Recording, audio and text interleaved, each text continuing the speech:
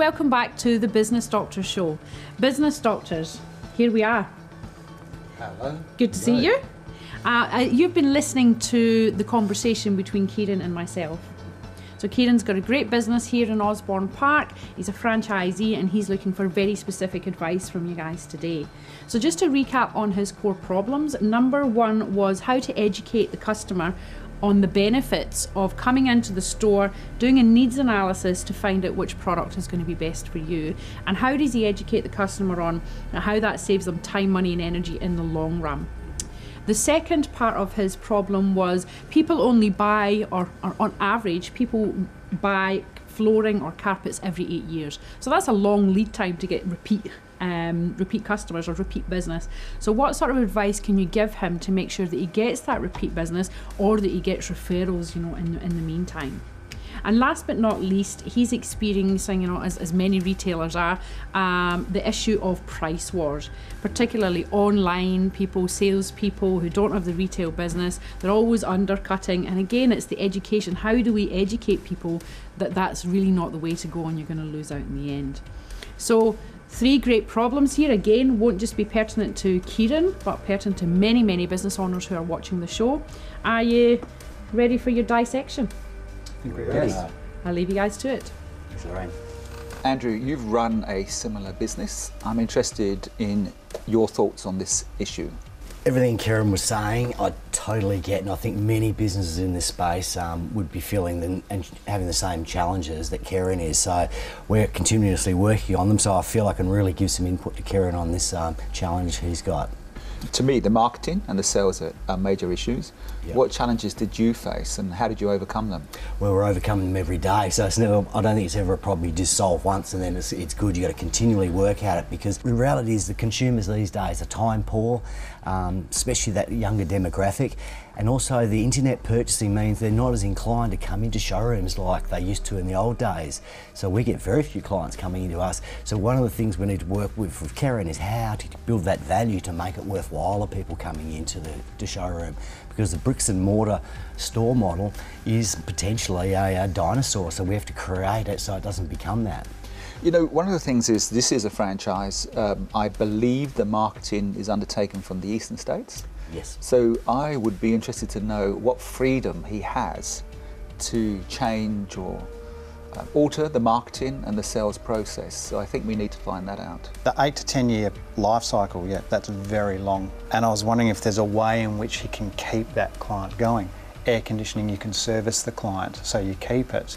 Is there anything with floor coverings? I don't know, whether sort of cleaning, checking, or anything where he can continually service those clients, keep in contact with for a period of time and maintain, which could, one, lengthen the actual life cycle. I guess there's opportunity to try and identify some types of advertising which he might be able to do through social media as a network. So it's low cost, but it's going to broaden the horizons.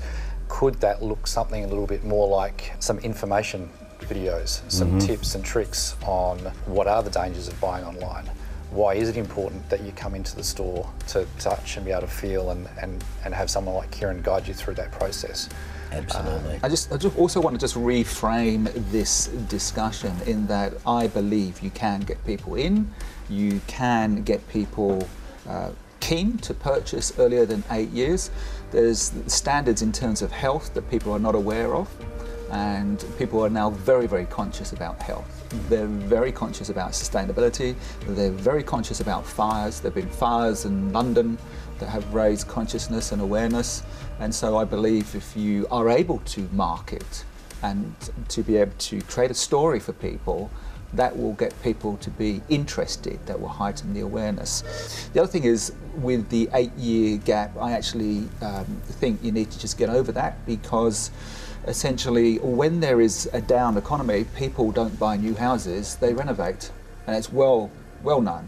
And there's lots of renovations going on, so I don't believe there's an 8-year gap. I think that's just a good excuse not to get back in contact with someone. So I think we need to know about what his limitations are in regards to marketing and selling. And I think another big thing is form these strategic alliances with builders, interior designers, architects. Give something to them so they then can recommend you and do cooperative campaigns or marketing with them. If you become the authority and then go to who's got your clients before you do, so the architects, renovators, and just go and see them if you're able to do that. Yeah. And again, it comes back to what are the limitations for a franchisee. However, I would have people going out to who's got my clients before me, where is my money, and I would just go, this is our point of difference. And I'd sell to the architects, renovators, knowing that that's where there's going to be a growth in market. If you're looking at trends, that's the trend, renovations. He has spoken about sort of selling the business. Yep. To make it more attractive for a customer who doesn't feel like they're just buying another franchise, he's going to have to sort of set himself apart from other businesses in the same industry. What makes his business really attractive? What extra processes and sales has he got behind the scenes to really draw customers into him? Okay, so we've got lots of questions to ask. I think we're ready to go. I think we are. Let's get him in. So, business doctors meet Kieran. Hello. Okay.